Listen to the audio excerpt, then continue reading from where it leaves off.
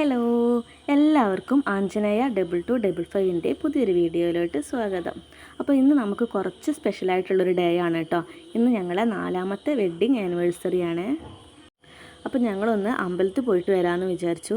ഇത് ഞങ്ങളുടെ കോട്ടക്കടവ് പാലാണ്. ഞങ്ങൾ പോകുന്നത് കോട്ടക്കടവുള്ള കോട്ടയിൽ അമ്പലത്തിലേക്കാണ് കേട്ടോ. ഇതാണ് അമ്പലത്തിൻ്റെ ബോർഡ്. പക്ഷേ ഇവിടുന്നും കുറേ ഉള്ളിലേക്ക് പോകാനുണ്ട്. ഞങ്ങളുടെ വിവാഹം കഴിഞ്ഞിട്ട് 4 വർഷമൊക്കെയായി എന്ന് വിശ്വസിക്കാനേ കഴിയണില്ല. എത്ര പെട്ടെന്നല്ലേ വർഷങ്ങളൊക്കെ കടന്നു പോണത്. അങ്ങനെ ഞങ്ങൾ അമ്പലത്തിലെത്തി. ഇത് താഴെ കോട്ടയാണ് കേട്ടോ. ഇവിടെയാണ് അയ്യപ്പൻ്റെ അമ്പലം ഉള്ളത്. അങ്ങനെ ഞങ്ങൾ ഇവിടുന്ന് പുഷ്പാഞ്ജലിയൊക്കെ ഷീട്ടാക്കിയിട്ട് ഞങ്ങൾ അയ്യപ്പൻ്റെ അമ്പലത്തിൽ പോയിട്ട് തൊഴുതു കേട്ടോ.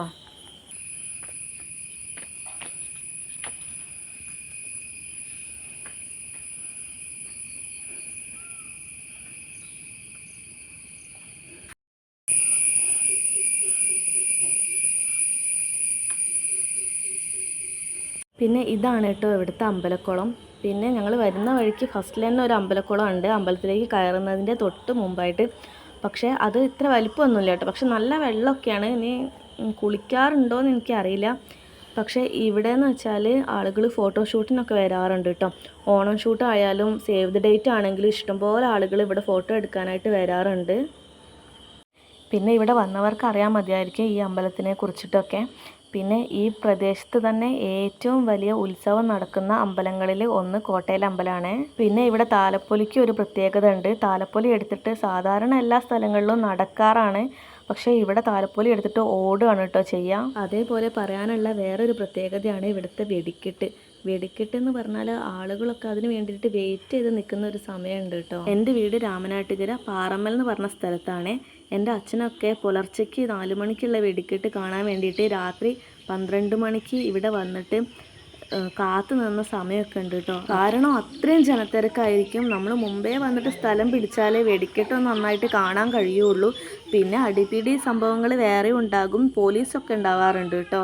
അങ്ങനെ ഞങ്ങൾ നടന്നിട്ട് മേലെ കോട്ടയിലേക്ക് എത്തിയിട്ടുണ്ട്. ഇത് ദേവിയുടെ അമ്പലം. പിന്നെ ഇവിടെ എത്തിയപ്പോഴേക്കും പീലിക്കുട്ടി പഴയ പോലെ തന്നെ ഞങ്ങളുടെ അമ്പലത്തിൽ കളിക്കുന്ന അതേ കളിയായിരുന്നു. ഓടി പാഞ്ഞ് നടക്കായിരുന്നു. പിന്നെ മുറ്റത്തൊക്കെ നല്ല ഇൻ്റർലോക്ക് ചെയ്തതുകൊണ്ട് തന്നെ ഒക്കെ കാലൊന്നും വേദനിക്കൂലായിരുന്നു. പിന്നെ ഞങ്ങൾ ഇവിടെ എത്തിയപ്പോഴാണെങ്കിൽ പൂജേൻ്റെ സമയമായിരുന്നു. അപ്പോൾ പൂജയ്ക്ക് നട അടച്ചതുകൊണ്ട് തന്നെ കുറച്ച് നേരം ഞങ്ങൾക്ക് അവിടെ വെയിറ്റ് ചെയ്യേണ്ടി വന്നു.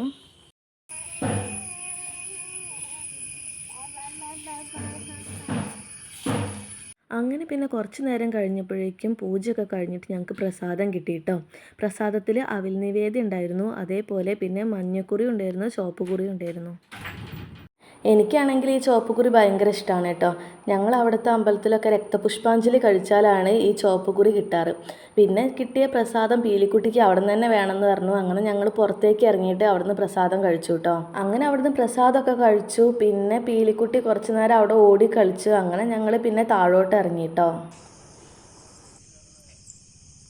പിന്നെ ഇവിടെ വെച്ചിട്ടാണ് കേട്ടോ വെടിക്കെട്ട് ഉണ്ടാവാറ്. ഞാൻ നേരത്തെ പറഞ്ഞില്ലായിരുന്നോ, ഒരു ഗ്രൗണ്ട് മുഴുവനെന്ന് പറഞ്ഞ പോലെ തന്നെ വെടിക്കെട്ട് ഉണ്ടാവാറുണ്ട്. ആളുകളൊക്കെ ഇവിടെ വന്നിട്ടാണ് ഇരിക്കാറ്. പിന്നെ അപ്പോഴേക്കും ഇവിടുത്തെ കാടൊക്കെ പോകട്ടെ. നല്ല വേനൽക്കാലത്താണ് ഉത്സവം ഉണ്ടാവാറ്. പുല്ലൊക്കെ ഉണങ്ങി കിടക്കുന്ന ഒരു ടൈമായിരിക്കും. എന്നിട്ട് ഈ പുല്ലൊക്കെ തീയിട്ട് കരിച്ച് കളയും കേട്ടോ. പിന്നെ ഈ അമ്പലത്തിലെ വേറൊരു പ്രത്യേകതയാണ്, നിറയെ കുരങ്ങന്മാരുണ്ട് കേട്ടോ. അങ്ങോട്ട് കയറി പോകുമ്പോൾ ഒരു കുരങ്ങനെങ്കിലും കണ്ടാൽ മതിയെന്ന് വെച്ചിട്ട് മരത്തിൻ്റെ കൊമ്പൊക്കെ കുലുങ്ങുമ്പോൾ ഞാൻ വീഡിയോ എടുക്കുമായിരുന്നേ. പക്ഷേ ഇങ്ങോട്ട് വരുമ്പോഴത്തെ കാര്യം പറയാതിരിക്കുന്നതാണ് നല്ലത്. ഈ കുട്ടി പ്രസാദത്തിന് വേണ്ടിയിട്ട് അവിടുന്ന് വാശി പിടിച്ചുകൊണ്ട് കുറച്ച് പ്രസാദമെങ്കിലും അവൾക്ക് കിട്ടി. ഞങ്ങൾ ഇങ്ങോട്ട് വരുമ്പോഴില്ലേ, ഞങ്ങളെ കയ്യിൽ ഒരു പൊതി കണ്ടിട്ട് ഈ കുരങ്ങന്മാരൊക്കെ ഞങ്ങളെ പിന്നാലെ വന്നു. ഞാൻ ഒരുപാട് പ്രാവശ്യം കോട്ടയിൽ അമ്പലത്തിൽ വന്നിട്ടുണ്ടെങ്കിലും എൻ്റെ ജീവിതത്തിൽ ആദ്യമായിട്ടാണ് എനിക്ക് ഇതുപോലൊരു അനുഭവം ഉണ്ടായത്. എൻ്റെ കയ്യിൽ നിന്ന് തട്ടി പറിച്ചിട്ടില്ല എന്നുള്ളൂ. ഞാൻ പേടിച്ചിട്ട് കവറൊക്കെ ഇട്ട് കൊടുത്തു കേട്ടോ. ശീതേട്ടൻ്റെ അടുത്ത് പറഞ്ഞു അത് വേഗം അതിനിട്ട് കൊടുത്തേക്ക്, അല്ലെങ്കിൽ കയ്യിൽ തട്ടി പറിച്ചോണ്ടോ എന്ന്. ഞാൻ പേടിച്ചിട്ട് ഇട്ട് കൊടുത്തു. അപ്പോഴേക്കും എവിടുന്നൊക്കെയാണെന്ന് അറിയില്ല, എല്ലാ കുരങ്ങന്മാരും കൂടെ ഓടി എവിടുന്നൊക്കെയോ ഓടി വരുന്നുണ്ട്. പിന്നെ എനിക്ക് പേടിയായി. ഞാൻ ശീതേട്ടനോട് പറഞ്ഞിട്ട് പോരിക്കുന്നത്. ഒരു വയസ്സം കുരങ്ങനാണെങ്കിൽ എൻ്റെ പിന്നാലെന്ന് പോണില്ല. ഞാൻ വിചാരിച്ചു എൻ്റെ അടുത്തേക്ക് വരികയാണ്. നിൻ്റെ കയ്യിലുള്ള ഫോൺ കണ്ടിട്ട് ഇനി എന്തോ പൊതിയാണെന്ന് വിചാരിച്ചോന്ന് എനിക്കറിയില്ല. എനിക്ക് പേടി എൻ്റെ ഫോണൊക്കെ തട്ടി കൊണ്ടുപോകുമെന്നൊക്കെ ആയിരുന്നു കേട്ടോ. ഈ കണ്ട കുരങ്ങന്മാർ മുഴുവനും ഞങ്ങളെ കയ്യിൽ ആ പൊതി കണ്ടിട്ട് ഇറങ്ങി പോകുന്നതാണ് കേട്ടോ. പിന്നെ ഉണ്ട് കുറച്ച് കഴിഞ്ഞപ്പോഴേക്കും അയ്യപ്പൻ്റെ അമ്പലത്തിലേക്ക് വന്നിട്ട് അത് ആ വിളക്കെന്ന് കണ്ടോ, അത് തിരിയെടുത്ത് കഴിക്കുകയാണ്. ഇത് ആദ്യമായിട്ട് കാണുന്ന കാഴ്ച ആയതുകൊണ്ട് തന്നെ നല്ല കൗതുകമായിട്ട് തോന്നി. പിന്നെ അവർ പറഞ്ഞു ഇതുവരെ ആരും ദേഹോപദ്രവങ്ങളൊന്നും ചെയ്തിട്ടില്ല. പക്ഷേ തെങ്ങിൻ്റെ മുകളിലുള്ള തേങ്ങ അങ്ങനത്തെ സംഭവങ്ങളൊക്കെ ഇല്ലേ, അതൊക്കെ പറിച്ച് താഴെ ഇടും. അങ്ങനത്തെ ചെറിയ ചെറിയ ഉപദ്രവങ്ങളൊക്കെ ഉണ്ട് കേട്ടോ. പിന്നെ താഴെയുള്ള കടയിൽ വടിയൊക്കെ പുറത്ത് വെച്ചിട്ടുണ്ട്. കാരണം എല്ലാം ഇതുപോലെ വന്നിട്ട് പാക്കറ്റൊക്കെ എടുത്ത് കൊണ്ടുപോകാൻ ശ്രമിക്കുകയൊക്കെ ചെയ്യുമ്പോൾ അവരൊരു വടി എടുത്ത് വെച്ചിട്ടുണ്ട്. അഥവാ വരികയാണെന്നുണ്ടെങ്കിൽ അടിച്ചോടിക്കാൻ വേണ്ടിയിട്ട് കേട്ടോ. പിന്നെ ഞങ്ങളവിടെ തൊഴുതുകൊണ്ട് നിൽക്കുമ്പോൾ ഒരു വയസ്സായൊരച്ഛൻ പുറത്ത് കസാരയിൽ മുകളിലത്തെ അമ്പലത്തിൽ നിന്ന് പുഷ്പാഞ്ജലി കഴിച്ചിട്ട് കിട്ടിയ പ്രസാദം അവിടുത്തെ കസാരയിൽ വെച്ചിട്ടുണ്ടായിരുന്നു. അത് കുരങ്ങന്മാരൊക്കെ വന്ന് ആ സഞ്ചിയൊക്കെ വലിച്ച് കീറി അതിൻ്റെ പ്രസാദമൊക്കെ താഴെയൊക്കെ ചിന്തി അങ്ങനെ ഒക്കെ ചെയ്തു. അത് കണ്ടപ്പോൾ എനിക്ക് പാവം തോന്നി കേട്ടോ. ആ അച്ഛനെ അറിയാത്തതുകൊണ്ടായിരിക്കും അത് ആ കസാരയിൽ വെച്ചത്. അപ്പോൾ അവിടുത്തെ തിരുമേനി പറഞ്ഞു ഇങ്ങനെ പുറത്ത് വെക്കരുത് കേട്ടോ, അത് ഉള്ളിലേക്ക് എടുത്തോളാൻ പറഞ്ഞു. പിന്നെ ഇതൊക്കെ മുകളിലത്തെ അമ്പലത്തിൽ നിന്ന് എടുത്തതാണ് കേട്ടോ. അവിടെ നല്ല ഭംഗിയുള്ള ഒരു ആൽമരം ഉണ്ട്. അതിൻ്റെ അടുത്തൊക്കെ പോയപ്പോൾ കുറച്ച് വീഡിയോ എടുത്തതാണ്.